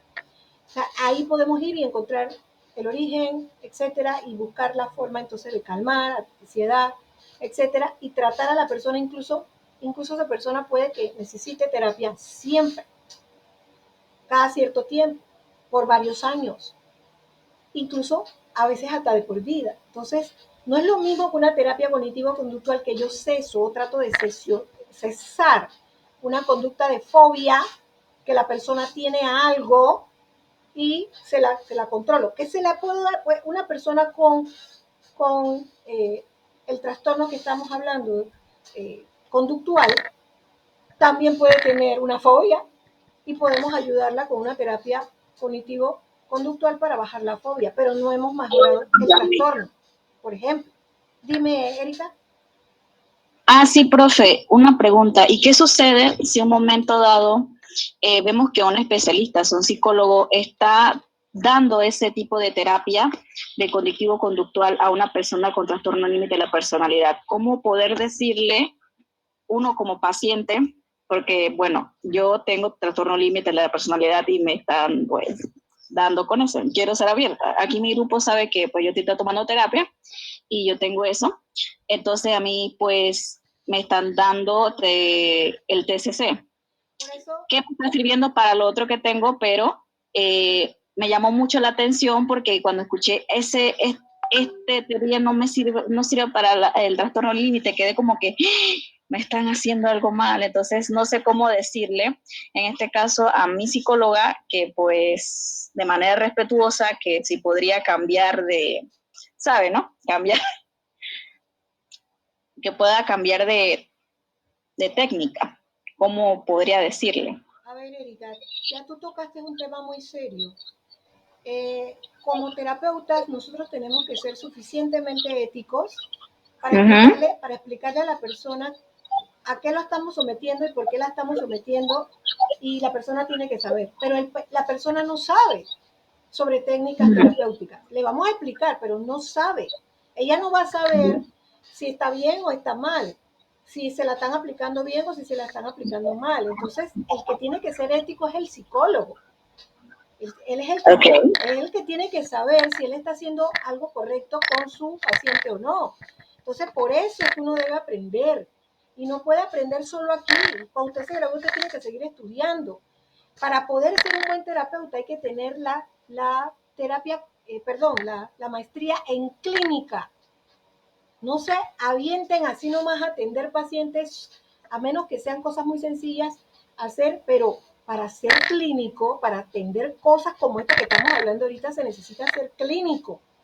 Se necesita otra serie de cosas donde yo tengo que ser ético, serio, profundo, porque mis pacientes no saben de psicología, ni me van a poder decir eso, oiga, cámbiame la terapia porque esa no me está funcionando, o esa no sirve. Bueno, hay algunos que lo hacen, ¿no? Pero realmente a veces tenemos que aprender hasta a referir. Si yo no sé o no me está sirviendo, no ayudando lo que yo estoy haciendo, yo lo puedo referir a otro colega que lo haga mejor o que ayude al paciente. Porque no se trata de si gané o perdí o si lo hago mejor yo o no. Se trata del paciente, lo que a él le haga bien. Entonces es muy difícil muchas veces encontrar que alguien te diga, no, usted lo está aplicando mal. Por eso es que hacer clínica, en clínica usted lo lleva supervisado a que usted aprenda cómo aplicar técnicas. Supervisado. Para que usted aprenda, para que usted no vaya al campo así abiertamente a que, bueno, voy a la bulla del coco. Entonces, ahorita usted no va a aprender, en esta clase no va a aprender eso, pero sí debe aprender ética y debe saber que a veces, si usted no puede o no sabe aplicar o no entiende bien lo que está haciendo, debe referir y tiene que ponerse a estudiar. Todos los psicólogos que yo conozco, lo que han hecho es aprenderse todas las técnicas. Hay algunos que todavía insisten, por ejemplo, los cognitivo-conductual todavía insisten en que nada más es con cognitivo-conductual. Yo ahí sí difiero mucho de ellos, y se los digo abiertamente, porque y si no les sirve, entonces ellos dicen que si no les sirve, ellos entonces refieren. A mí no me parece, porque entonces es simplemente que, bueno, como yo no tengo otras herramientas, entonces ya que el paciente se vaya con quien sea y posiblemente lo que le he hecho es más daño que beneficio. Yo siento que nosotros tenemos que ser muy éticos, es así, es obligatorio. Profe, Dime, Andrés. en base a eso que acaban de plantear, pues habría que hacer una vuelta a la revisión, una vuelta a la revisión de la evidencia, porque puede ser que esa terapia cognitivo-conductual sirva para algunas cuestiones referentes al trastorno límite, pero no sirva para todo lo que implica el trastorno límite. Y eso es una diferencia y quizá vaya por ahí el asunto. Porque hay que tener sumo cuidado. Y también, por otro lado, decirle, me parece que decirle a un terapeuta que no, que esa técnica no me sirve, puede haber un choque que ya interrumpa todo el proceso y además también se está metiendo con la profesionalidad de la persona. O sea, hay que tener mucho cuidado también, ¿verdad? O si no, simplemente cambiar de terapeuta, porque si no me está convenciendo a mí de eso, entonces yo cambio de terapeuta. Aunque eso era lo que buscaba, era la respuesta que buscaba Andrés. Pero, ojo, para cambiar de terapeuta yo se lo tengo que decir. Sí, eso sí lo sé. El paciente tiene que saber, cuando empiezo la terapia, decirle que si él en algún momento necesita cambiar de terapeuta, él tiene toda la libertad y el derecho a hacerlo. Porque muchas veces también el psicólogo, recuerden que nosotros somos seres humanos igual como cualquier otro, pueden ser egoístas e incluso sentirse con el complejo de Dios e insistir con el paciente. Y recuerden que el paciente está en vulnerabilidad. El paciente puede ser manipulado porque él está en vulnerabilidad. Así que por eso es que le digo que aquí lo que importa, porque no lo vamos a aprender aquí, ustedes están jóvenes ahorita. Usted tiene que saber que esto es un tema ético y eso se estudia cuando uno hace la clínica. Ahí sí te dan todas las reglas y normas éticas de cómo se trata un paciente y cómo se llega a un acuerdo con un paciente para que no surjan estas cosas. Y esta realmente no es una situación sencilla, esto es serio, muy serio, porque el paciente muchas veces no sabe, y si por ejemplo sabe, digamos que el paciente haya leído de técnicas, igual es lo que dice Andrés, quién la aplica y cómo la aplica. O sea, si usted viene aquí a buscar ayuda para que yo le ayude a mejorar algo, el que tiene las riendas de cómo se lleva este proceso es el terapeuta. Siempre tiene que haber también una claridad de la centralización. Por ejemplo, en una clase como esta, por ejemplo, ¿quién lleva la clase? El profesor. ¿Ustedes participan? Sí, pero el profesor debe guiar la clase. Siempre debe haber un guía. El guía es el terapeuta en ese momento. Entonces, por eso es que dicen que hay que ser un buen guía también, ¿no? Un buen terapeuta. Porque si el propio guía ni siquiera sabe, también obviamente todo va a salir mal. Y todo va a salir, y lo hemos visto. Jóvenes tienen que prepararse muy bien porque nosotros sí hemos visto allá afuera psicólogos trabajar mal y hacer sus cosas mal. Y la gente ¿a dónde va? Donde el psicólogo que lo atiende bien, que le explica todo, que es ético, que etcétera, ahí es donde va. Así que así tienen que venderse ustedes. Comenzar a trabajar eso desde ya. Desde ser éticos, serios, saber aplicar técnicas, conocer las técnicas y conocerlas bien. Usted tiene que estar súper por encima de cualquier coach. Es más, quiero que sepan que hay colegas que han estudiado ser coach. Yo todavía estoy en shock con eso. Yo digo, pues, si usted ya, siendo psicólogo, usted es un coach, solo que no use ese nombre porque un coach es guía, es un guía. El psicólogo es un guía. ¿Qué hago yo estudiando además un diplomado de coach? Porque ni siquiera es una maestría en coach, sino un diplomado de coach para decir que yo soy un coach. Para sonar bonito en el mundo de allá afuera, ese ridículo de que yo soy un coach. Si usted ya es un coach, ya usted lo es, solo que no tiene que poner ese nombrecito. Exactamente, profe. Y también, por otro lado, tampoco recomendaría decirle eso a la terapeuta porque entonces va a decir, y entonces ustedes se sienten envalentonados con los psicólogos, pero cuando van a atenderse la presión, ustedes no le dicen al doctor, ay, eso que me está haciendo no debería ser así, porque eso lo cogen con los psicólogos, pero no con los doctores, porque nadie le dice a los doctores cómo hacer su trabajo. Así es. Y le van a decir eso. O sea, yo me pongo como el abogado del diablo. Yo me pongo en el lado del terapeuta para ver lo que te va a decir. O sea, si ya quieres cambiar de terapeuta, si ves que no funciona, tú dile respetuosamente, mira, yo me voy a cambiar y me cambio. Pero no te enfrentes a él pues, así, porque, o sea, también hay que hacer una revisión de la evidencia, porque puede ser que eso que ella está aplicando sirve para algunas cosas dentro del trastorno, pero no para todo el espectro del trastorno. No sé si me estoy explicando. Sí, Andrés, no te preocupes. Y gracias por ayudarme, porque yo quería un consejo y si no lo veía, por ejemplo, en mi caso personal, no veo referirme porque mi psicóloga es muy buena y esta